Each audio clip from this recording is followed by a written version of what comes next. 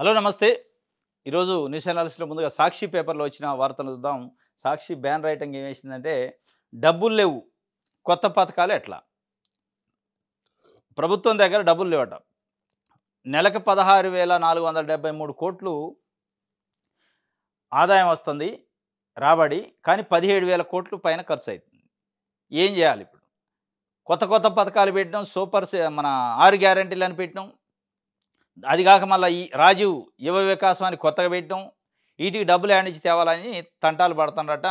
మొత్తానికైతే రైతు భరోసా విషయంలో వచ్చిన అసంతృప్తిని తగ్గియటానికి 6 రోజుల్లోనే 7,770 కోట్ల రూపాయలు రోజు కంటిన్యూగా ఏస్తాను. నిన్నటి వరకు 9 ఎకరాల వరకు రైతులకి ఏశారు. జమేశారు రైతు భరోసా. మొత్తం మిగతా స్కీమ్‌లన్నీ ఆపేసి రైతు భరోసాకే డబ్బులు పెట్టారు. రైతు భరోసా విషయంలో అయితే కొంత స్పష్టంగా రైతులకి టంచనగా అందినియి. దాంట్లో డౌట్ లేదు. అయితే ఇప్పుడు ఏమైతుందంటే తెలంగాణ ప్రభుత్వం పరిస్థితి అంటే కాంగ్రెస్ పార్టీ అధికారంలోకి రావడానికి ఇచ్చిన హామీలు ఒక భాగం అయితే, కేసీఆర్ చేసిన అప్పులు ఇంకొక భాగం. ఈ రెండిటి వల్ల వీళ్ళే అధికారంలోకి రావడానికి ఇబ్బడి ముబ్బడిగా ఏది పడితే అది చెప్పారు హామీలు. 6 గ్యారంటీలని, ఇదని, అదని ఈ మధ్య కాలంలో రాజీవ్ వికాసం అని చెప్పారు. వాళ్ళేమో అధికారం ఉన్నన్ని రోజులు ఉన్నాటినంతా మేస్తా అప్పులు చేసి వాళ్ళు దిగిపోయారు. ఇప్పుడు ఏమైందంటే పరిస్థితి ఒక స్కీమ్ అమలు చేయాలంటే ఇంకో స్కీమ్ ముందుకు పోయేటట్టు లేదు. అట్లా. ఇప్పుడు అన్నం తినాలంటే కూర కావాల. అన్నం ఉంటది గానీ కూర ఉండట్లే. కూర ఉంటే చారు ఉండదు. చారు ఉంటే మజ్జిగ ఉండదు. ఈ పరిస్థితి అయింది పరిస్థితి. ఏదో ఒకటే ఉంటుంది. ఇది ఇయాల రైతు భరోసా ఇచ్చిండా? మిగతాయన్నీ ఆఫు. ఏం జేయాలా? డబ్బులు లేవు. మిగతా స్కీములు ఎట్లా? మనం ఇచ్చిన హామీలు ఎట్లా? అనేది తంటాలు పడుతుందట తెలంగాణ ప్రభుత్వం. చూడాలి ఏం చేస్తదని. రాష్ట్ర ఆర్థిక పరిస్థితిపై ప్రభుత్వ వర్గాల్లో చర్చ. ప్రస్తుత పథకాల అమలుకే నానా కష్టాలు. రూపాయి రూపాయి పోగేయాల్సి వస్తున్న వైనం. కొత్త పథకాలు ఇప్పట్లో సాధ్యం కానట్టే అంటున్న ఆర్థిక శాఖ వర్గాలు. నిధులు లేమితోనే రాజీవ్ యువ వికాసం నిలుపుదల, పింఛన్ల పెంపు లాంటి నిర్ణయాలకు వెనకంజ. అందుకే ప్రతి నెల ఖజానాకు వచ్చే రాబడిని మించి ఖర్చు అవుతున్న వైనం. రాబడేం 16,473 కోట్లుంటే ఖర్చు 17,000 కోట్ల పైనే. భూముల అమ్మకాలు జరిగితేనే అదనపు ఆదాయం. నియోపోలీసు హెచ్ఎండిఏ భూములపై సర్కారు ఆశలు. 18 నెలల్లో 15,000 కోట్లు రాబట్టుకునే యోచన చేస్తుందట. ప్రస్తుతం అమల్లో ఉన్న పథకాలకే నానా కష్టాలు పడుతూ డబ్బులు సమకూర్చుకున్న నేపథ్యంలో ఈ కొత్త సంక్షేమ పథకాల అమలు ఇప్పట్లో సాధ్యం కాదని చర్చ ప్రభుత్వ వర్గాల్లో జరుగుతుంది. ఆర్థిక కటకట నేపథ్యంలో రాష్ట్ర ప్రభుత్వం ప్రతిష్టాత్మకంగా చేపట్టిన రాజీవ్ వికాసం పథకం అమలు నిలిపేయాలంటూ మౌఖిక ఆదేశాలు జారీ అయినాయట. ఇది అసలు కథ.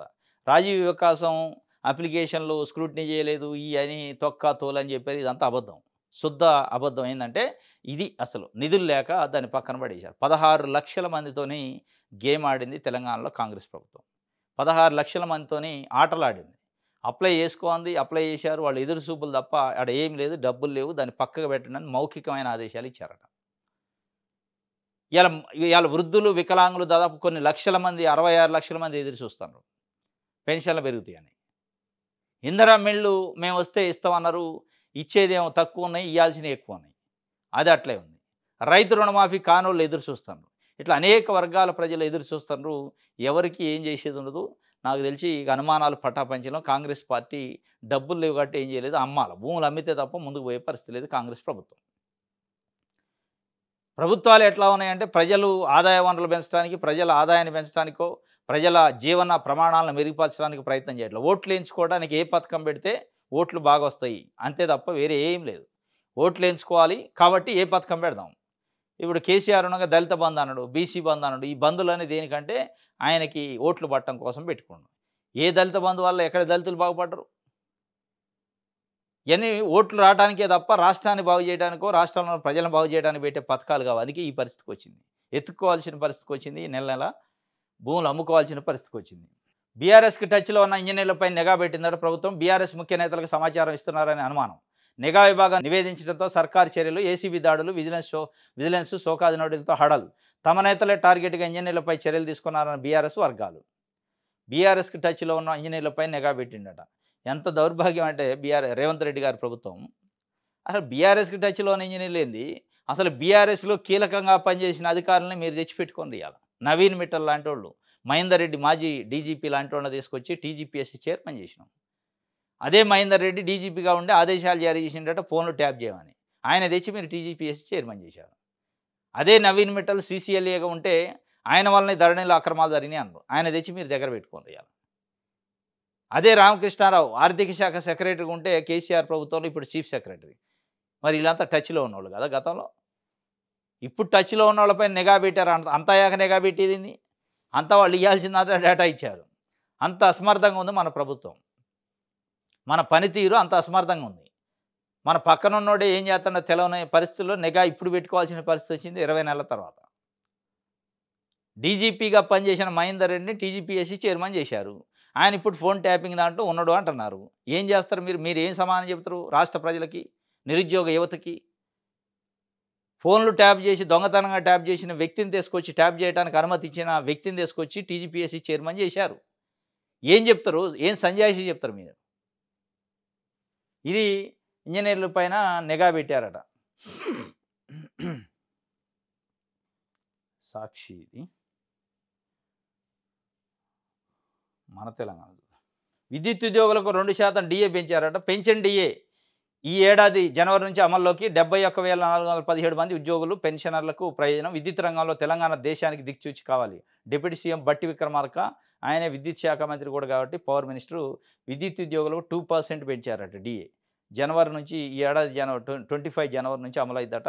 71,417 మంది ఎంప్లాయీస్ ఉన్నారు. వాళ్ళకు ఒక తీపి కబురు అయితే ఇచ్చారు.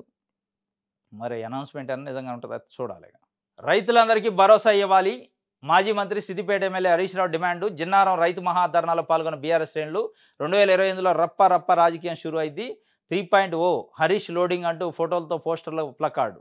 ఇది ఆంధ్ర పిచ్చి మనోళ్ళకు కూడా తగిలినట్టుంది. రప్ప రప్ప రంపంతోని కొత్తం కత్తులతోని పడతాం అని మన జగన్మోహన్ రెడ్డి సత్తెనపల్లి పర్యటనలో కొంతమంది పిచ్చోళ్ళు ఆడ పోస్టర్లు పెట్టారు. ఆ పిచ్చోళ్ళు పోస్టర్లు పెడితే ఆ పిచ్చోళ్ళ పోస్టర్కి జగన్మోహన్ రెడ్డి కూడా గుడ్డిగా ఏమవుతుందో అది పుష్ప డైలాగ్ అన్నాడు. పుష్ప డైలాగులు సినిమాలో మాట్లాడుకోవాలి. రాజకీయ వేదికలలో రాజకీయ సభలలో ఎందుకు మాట్లాడతారు అనేది ఆయన ఖండించలే. మళ్ళీ అదే ఇక్కడ ఆ సాంప్రదాయం పనికిమాలిన సాంప్రదాయం తెలంగాణలో కూడా మనోళ్ళు కూడా పెడతారు. రప్ప రప్ప రప్ప అట. ఏంది రప్ప రప్ప అంటే? రప్ప రప్ప చేయించుకోవడానికా ప్రజలు ఓట్లేసేది? రప్ప రప్ప మెడకాయలు ఉంచుకోవడానికా? ఇది పెట్టారు నిన్న. రప్ప రప్ప 2028లో వస్తాయట. ఇదే గిట్ల మీరు పెడితే 2028లో మిమ్మల్ని రప్ప రప్ప ఆడిస్తారు. రప్ప ఆడిస్తారు మళ్ళీ ఓట్లు వేయకుండా. తెలంగాణ వేరు, ఆంధ్ర వేరు. ప్రవర్తన మార్చుకోవాలని తల్లిదండ్రులు మందలించారట. అక్కా చెల్లెలు బలవన్మరణం. ఇది ఎక్కడ?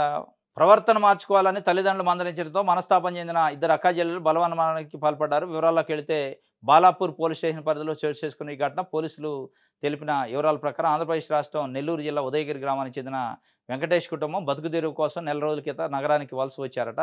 శివార్లోని బాలాపూర్లో నివాసం ఉంటుంది. వెంకటేష్ కేంద్ర రక్షణ రంగ సంస్థలో ఆర్సీఏలో ప్రైవేట్గా ఉద్యోగం చేస్తున్నట. ఆయన భార్య రమణమ్మ ఇంట్లోనే ఉంటుంది. వీరికి వినీల 17 సంవత్సరాలు, అఖిల 16, ఇద్దరు కుమార్తెలు ఉన్నారు. వీరిలో పెద్ద కుమార్తె తాను ప్రేమించిన యువకుడితో కలిసి కొంతకాలం క్రితం ఇంట్లో నుండి పారిపోయింది. ఓహో!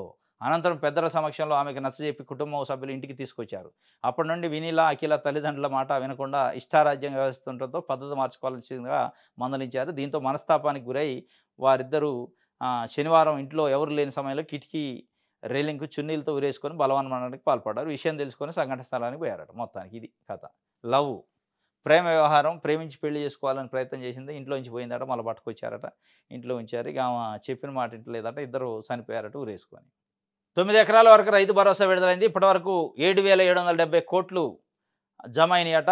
66,19,000 మంది రైతులకు 1,26,00,000 ఎకరాల సాగు భూములకు ఇచ్చారట ఇప్పటివరకు. ఇంకొక 10 లక్షల వరకు ఉండొచ్చాం కొత్తోళ్ళతో కలిపి.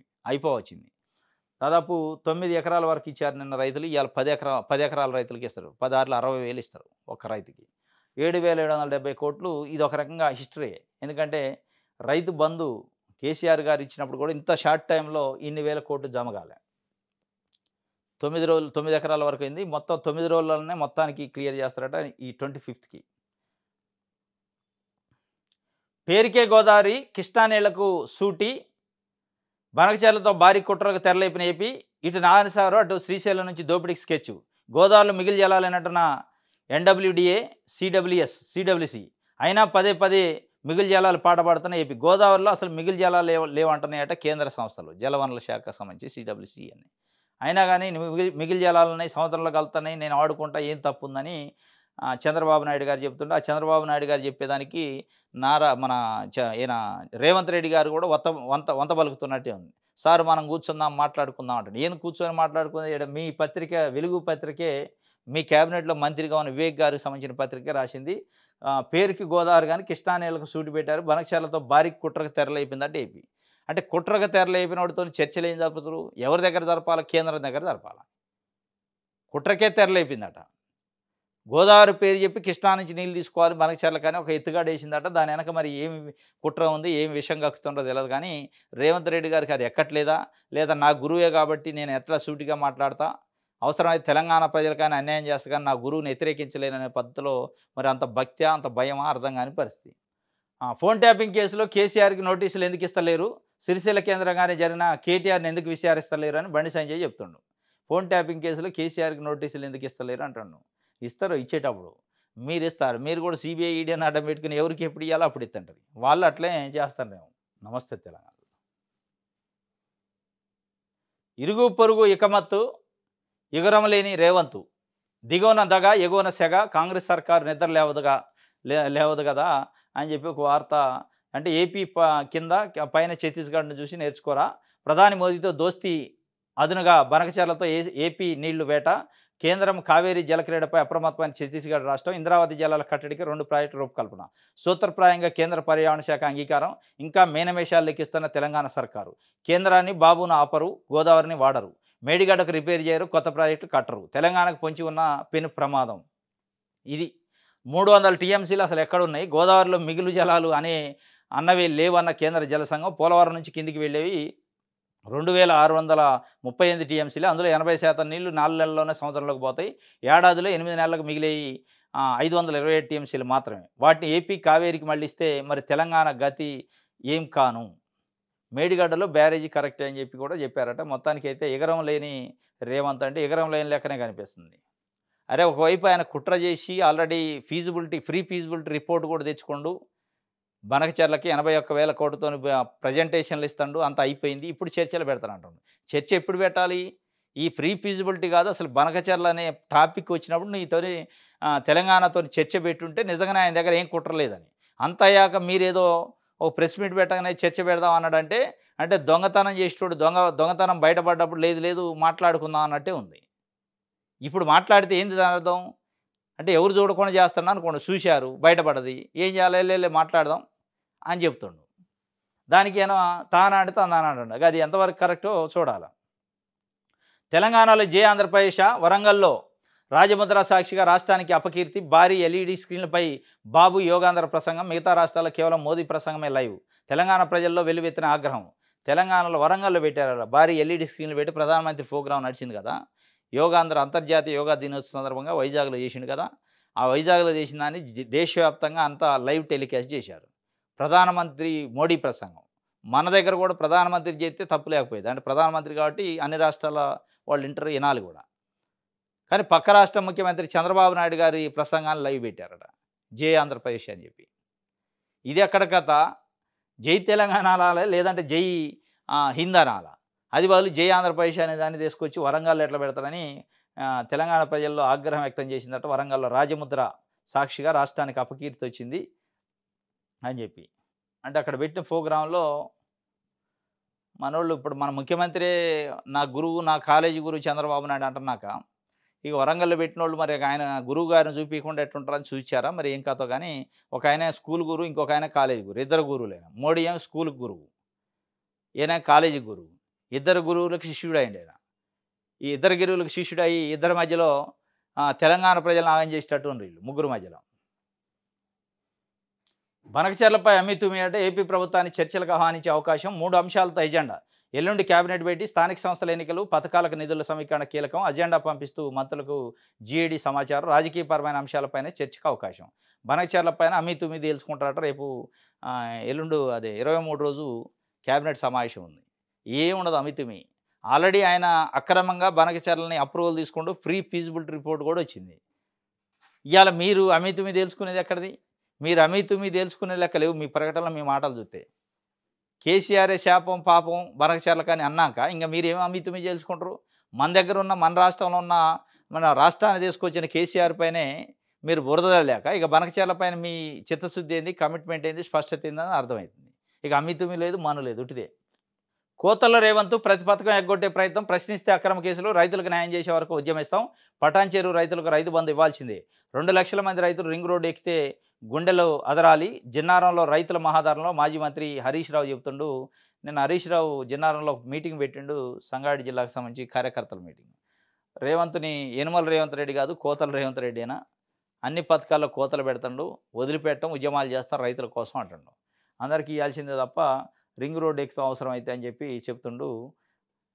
ఇక ఈయన మీటింగ్‌లనే రప్పరప్పలు నిన్న ఫ్లెక్సీలు హరీష్ రావు మీటింగ్‌లనే రప్ప ఉంటది 2028లో రప్ప గోత్తం కత్తులు పెట్టి పొడతాం అని జగన్మోహన్ రెడ్డి మీటింగ్‌లో పెట్టినట్టు తెలంగాణకు కూడా సోకింది ఆ జబ్బు, ఆ వైరస్. అది ప్రమాదమైన వైరస్. అది తెలంగాణలో నడవదు, అది ఏపీలో నడుతది. ఈ రప్పరప్పలు, దాడులు చేసుకోవటాలు, ముఠాలు, ఫ్యాక్షన్ వ్యవహారాలు ఏపీలో నడుస్తాయి. కుల పంచాయతీలు ఆంధ్రప్రదేశ్‌లో నడతాయి కానీ ఇక్కడ తెలంగాణలో నడవు. తెలంగాణ చైతన్యం వేరుంటది. ఆంధ్రప్రదేశ్ చైతన్యం వేరుంటది. అక్కడ చైతన్యం కంటే కూడా అధికారం వైపు అంతా ఉంటారు. ఎటు అధికారం ఉంటే అదే. ఎవడికి నీతి ఉండదు, నియమ విలువలు ఉండవు. అధికారం వచ్చిందా ఖతమే. వాడి కాళ్ళైనా మొక్కుతారు, ఏళ్ళైనా మొక్కుతారు, ఏదైనా చేస్తారు. ఇక్కడ అట్లుండదు. ఆత్మగౌరవం ఉంటది కొంత. మరి ఈయన మీటింగ్‌లోకి వచ్చినాయి ఆ రప్పరప్పలు. డైల్ 112 అని కొత్తగా వచ్చింది. రాష్ట్రంలో అత్యవసర సేవల కోసం ఏర్పాటు చేశారు. నిన్న పోలీసు కమాండ్ కంట్రోల్ రూమ్ నుంచి కొత్తగా పెట్టారు ఒక నెంబరు. గతంలో మనకి అంబులెన్స్ కావాలంటే 108, పోలీసులకి ఏదైనా అత్యవసరమైన సమాచారం ఇయ్యాలంటే 100, అగ్నిమాపక అంటే ఫైర్ యాక్సిడెంట్ ఏదైనా జరిగితే 101, ఏదైనా చైల్డ్ అంటే చిన్నపిల్లలకు సంబంధించి ఏదన్నా విషయం చెప్పాలి, వాళ్ళకి సంబంధించిన గ్రీవెన్స్ ఏదైనా చెప్పాలంటే 1098 ఉండేది. ఈ 4 నెంబర్‌లో 4 రకాల గుర్తుపెట్టుకోవడం కష్టమైద్దని పోలీస్ డిపార్ట్మెంట్ ఏం చేసిందంటే ఒకటే నెంబర్ ఇంటిగ్రేటెడ్‌గా పెట్టింది అన్నిటికి కలిపి. ఏ సమస్య వచ్చినా 112కి చేయాలి. 112కి మనం కాల్ చేయంగానే ఏం చేస్తదంటే మీ మీ సమస్య ఏందో అడిగిద్ది. అంటే అంబులెన్సా? అంబులెన్స్ అని మనం అది అంబులెన్స్ సంబంధించిన ఆప్షన్ వస్తే అంబులెన్స్‌కెళ్ళిపోద్ది ఆ కాలు. లేదా పోలీస్ అయితే పోలీస్‌కి పోద్ది. ఫైర్ యాక్సిడెంట్ అయితే ఫైర్‌కి పోద్ది. చైల్డ్ వెల్ఫేర్ అయితే చైల్డ్ వెల్ఫేర్‌కి పోద్ది. ఇట్లా 112 అనేది కొత్తగా నెంబర్ పెట్టారు. ఇక మనం 108, 10, 100, 101, 1098 గుర్తుపెట్టుకోవాల్సిన అవసరం లేదు. కేవలం ఒకటే నెంబరు 112. ఇది నిన్నటి నుంచి లాంచ్ అయింది. ఇది మళ్ళా పాత నెంబర్‌లు కూడా ఒక 2 మంత్స్ పాటు పనిచేస్తాయట. ఎందుకంటే జనరల్‌గా 108కో, 100కో పాతోళ్ళు అలవాటు ఉండి చేస్తారు కాబట్టి అది చేసినా 112కే కనెక్ట్ అయిద్దట. ఒక 2 మంత్స్ పాటు అలవాటు చేయటం ప్రజల్ని. కొత్తగా 112 అనే నెంబర్ వచ్చింది. ప్రజలందరూ గుర్తుపెట్టుకొని ఇక 112ని రిజిస్టర్ చేసుకోవాలి. ఒకటే నెంబర్ సింగిల్‌గా. ఏవీ ఇన్ఫ్రా అని ఒకటుంటదట. బైబ్యాక్, ఫ్రీ లాంచ్ ఆఫర్లంటూ ప్రచారం. ఫార్మ్ ప్లాట్ల పేరిట మోసం. 500 కోట్ల ఫ్రాడ్ అట. ఇన్వెస్ట్‌మెంట్ పేరిట భారీగా వసూళ్లు. బౌన్స్ అవుతున్న పోస్ట్ డేటెడ్ చెక్కులు. సైబరాబాదు ఈఓడబ్ల్యూలో బాధితుల ఫిర్యాదు. మాదాపూర్, సైబరాబాద్ స్టేషన్లలో కేసులు. ఏవీ ఇన్ఫ్రా ప్రైవేట్ లిమిటెడ్ అట. ఇప్పటికి ఎన్నో జరిగినాయి. అయినా కానీ సాహితీ ఇన్ఫ్రా అని ఆ మధ్యకాలంలో 900 మంది బాధితులు. వాళ్ళు కూడా బలయ్యారు. అయినా కానీ మళ్ళీ ఎందుకో మరి జనాలు పోయి బైబ్యాక్ అట, ఫ్రీ లాంచింగ్ అట, ఫార్మ్ ల్యాండ్స్ అట మోసం చేస్తారు. అయినా కానీ పోయి పెట్టుబడులు పెడతారు. 500 కోట్లు టోకరా పెట్టిండట ఏవీ ఇన్ఫ్రా వాడు. పోస్ట్ డేటెడ్ చెక్కులు ఇచ్చిండట, బౌన్స్ అవుతున్నట్టు ఇప్పుడు గగ్గోలు పెడుతున్నారు. ఏముంటుంది ఇక ఈఓడబ్ల్యూకి పోయారు. ఎకనామిక్ అఫెన్స్ వింగ్కి పోయి కంప్లైంట్ ఇచ్చారట. వాడు మంచి జైల్లో పోయి కూర్చుంటాడు. గతంలో చాలామందిని చూసినాం. కోట్ల రూపాయలు దండుకోవడం, పోయి జైల్లో కూర్చోవడం, బెయిల్ తీసుకోవడం, రావటం. ఇక ఆ కేసు తేలేది ఎప్పుడు, వీళ్ళకి పైసలు వచ్చేది ఎప్పుడు. అయినా కానీ ప్రజల్లో చైతన్యం రావట్లే. ఇప్పటికైనా ఈ ఏవి ఇన్ఫ్రాల పేరుతోని వచ్చే ఫ్రీ లాంచింగ్ పేరుతోని, బైబ్యాక్ పేరుతోని, లేకపోతే ఫార్మ్ ల్యాండ్స్ పేరుతోని వస్తున్న రియల్ ఎస్టేట్ వాళ్ళని ఎట్టి పరిస్థితుల్లో నమ్మొద్దు. నమ్మితే ఇదే మోసం జరిగింది. నమ్మిన రోజు జరగకపోవచ్చు. ఒక సంవత్సరానికో 6 నెలలకో తర్వాత ఎప్పుడైనా జరగవచ్చు. ఇప్పుడు ఏవి ఇన్ఫ్రా వంతు వచ్చింది. యోగా ప్రపంచాన్ని ఏకం చేసే శక్తి అని, కోట్లాది మంది జీవనశైలిలో అంతర్భాగం అని ప్రధానమంత్రి మోడీ గారు చెప్తున్నారు. యోగా ప్రపంచాన్ని ఏకం చేస్తే పహల్గామ్ దాడి అట జరిగింది. యోగా ప్రపంచాన్ని ఏకం చేస్తే పహల్గామ్ దాడి తర్వాత మనం మళ్ళీ పాకిస్తాన్ పైన యుద్ధం ఎట చేసినాం. యోగా ప్రపంచాన్ని ఏకం చేస్తే ఇజ్రాయెల్ ఇవాళ పోయి ఇరాన్ పైన, గాజా పైన విచక్షణారహితంగా ఒక మనిషి లెక్క కాకుండా మృగం లెక్క దాడి ఎట చేస్తుంది. చిన్నపిల్లల్ని, మహిళల్ని, వృద్ధుల్ని విచక్షణారహితంగా బాంబులు పెట్టి చంపేస్తున్నారు. తినటానికి తిండి లేని పరిస్థితుల్లో ఇసుక తిని బతుకుతుండ్రు ఇవాళ ఇరాన్లో, గాజాలో ప్రజలు. మరి వీటన్నిటి యోగా చేయలేదు, ఐక్యం చేయలేదు, ఏకం చేయలేదు. శక్తి ఉంటే ఇవన్నీ పొలిటికల్ స్టేట్మెంట్లు. యోగా ప్రపంచాన్ని ఏకం చేస్తాట. ఈ ప్రపంచాన్ని కాదు కదా, మన దేశంలోని అన్ని రాష్ట్రాలను ఏకం చేసినా మంచిదే. మీ పార్టీలు, పొలిటికల్ పార్టీలను ఏకం చేసినా మంచిదే. దేన్ని ఏకం చేయదు. ఏకం చేయాలంటే మనిషి మనస్తత్వంలో మార్పు రావాలి తప్ప యోగా ఆరోగ్యంగా ఉంటది. యోగా చేస్తే అన్నంత వరకు ప్రపంచాన్ని ఏకం చేద్దంటే అది మరీ ఎబెట్టుగుంది. 6 రోజుల్లోనే 7,770,00,00,000 భరోసా నిధులిచ్చాం. బీఆర్ఎస్ హయాంలో ఎన్నడూ 7,624,00,00,000 మించలేదు. ఔటర్ లోపల సాగు భూములకు కూడా 2, 3 రోజుల్లో జమ చేస్తారట. వ్యవసాయ శాఖ మంత్రి తుమ్మల నాగేశ్వరరావు గారు చెప్పిండు. కొంతమందికి ఈ మధ్య ఆగిపోయినాయి. Outer లోపటున్న ring road లోపటున్న భూములకి Rythu Bharosa ఒక 10 మండలాల వాళ్ళకి ఇయలేదు. దాదాపు కొన్ని వేల మంది రైతులకి వాళ్ళకి కూడా ఇస్తామని ఒక భరోసా అయితే ఇచ్చారు. మహిళలు భారత్‌కు ఒంటరిగా వెళ్ళొద్దు. అత్యాచారాలు, హింసాత్మక ఘటనలు జరుగుతున్నాయి. అమెరికా హెచ్చరిక. గ్రామీణ ప్రాంతాలకు వెళ్ళొద్దని ఆ దేశ ఉద్యోగులకు సూచన. ఉత్తర తెలంగాణ పేరు ప్రస్తావన వచ్చిందట అందులో. మరి ఇప్పుడు మోడీ గారు దీనిపైన స్పందించాలా? యోగా ప్రపంచాన్ని ఏకం చేసే శక్తి అనడు. ఒకవైపు మీరేం ప్రపంచాన్ని ఏకం చేసే శక్తి మన భారతదేశంలో యోగా ఉందంటే, వాళ్ళు అసలు భారతదేశంలోకి పోవద్దు, అది గ్రామాలకు పోవద్దు, అత్యాచారాలు జరుగుతున్నాయి, మహిళలు ఒంటరిగా వెళ్ళొద్దు, అసలు వెళ్ళొద్దు అని చెప్తుండ్రు. ఎంత పరువు తక్కువ పనిది. దీనిపైన మోడీ ఏమైనా ఖండిస్తారా? మాట్లాడు. మౌన మునే. మౌన ముని లెక్క ఉంటాడు. పహల్గామ్‌లో జరిగిన దానికి ప్రతీకారంగా ఆపరేషన్ సింధూర్ చేశారు, మధ్యలోనే ఆపేశారు. దానిపైన స్పందన లేదు, మాట్లాడడు, బయటికి రాడు. ఇప్పుడు గాజా పైన ఇజ్రాయెలు విచక్షణారహితంగా దాడి చేస్తుంది. దానిపైన స్పందన ఉండదు, మాట్లాడడు. మరి అది మంచా చెడా చెప్పడం. ఇప్పుడు ఏకంగా ఏడికాడికి వచ్చిందంటే భారతదేశానికి పోవద్దు, అక్కడ అత్యాచారాలు జరుగుతున్నాయనే పరిస్థితికి వచ్చింది. భారతదేశాన్ని ఒక రకంగా అవమానకరంగా మాట్లాడిండు అక్కడ అమెరికా ప్రభుత్వం. అయినా గానీ దానిపైన స్పందన లేదు. మరి ఏం చెప్తారో చూడాల. ఈ ఏకం చేసే లీడరు ప్రధానమంత్రి గారు. ఈనాడు చూద్దాం. మొలకెత్తని ఆశలు, పత్తి రైతులు కుంగదీస్తున్న వర్షాభావం, 43% లోటు, వెండిపోతున్న మొలకలు, వేల ఎకరాల్లో పంట నష్టం. పాపం పత్తి రైతులు ఆ మధ్యకాలంలో పేపర్‌లో, టీవీలలో ఏం చేశారంటే, ఈసారి ఋతుపవనాలు ముందే వస్తున్నాయి. ఎప్పుడు ఇదే పరిస్థితి. ఋతుపవనాలు ముందు వస్తున్నాయంటే ఖతమే, లేట్ అయ్యిద్ది. అది అది బండ గుర్తనమాట. ఋతుపవనాలు ముందే వస్తాయి అంటే వాస్తవంగా 4, 5 వానలు కూడా వచ్చినాయి. ఇక పర్లేదు బానే ఉందని, కాలం బాగుందని పత్తి ఇత్తనాలు పెట్టారు. వేల రూపాయలు పెట్టి కొనుక్కొని, అది పెట్టిన కాడ నుంచి వాన లేదు. గాలి, ఎండ, ఈదరగాలి, దీంతోని మొత్తం మొలకెత్తకుండా పోతున్నాయంటే పాపం 43% లోటయిపోయిందట. ఇప్పుడు రైతుల పరిస్థితి చాలా ఆందోళనలో ఉంది. అసలు వర్షాలు ఎప్పుడు పడతాయో తెలవని పరిస్థితి. డ్రై అయిపోయిందంతా. పత్తి ఇత్తనాలు తీసుకుపోయి పెట్టారు. ఇప్పటికే జూను 22కొచ్చినాం. కాలమేమో నెత్తి మీదకొచ్చింది. వర్షాలు లేవు. ఇత్తనాలు పెట్టారు. మళ్ళీ ఈ మొలకపోతే మళ్ళీ ఇత్తనాలు కొనాలి. మళ్ళా డిలే అయిద్ది. ఇయన్నీ ఉన్నాయి. ఇది పాపం రైతుల పరిస్థితి అయితే మొలకెత్తని ఆశలు అడియాశలయ్యేటట్టే ఉన్నాయి.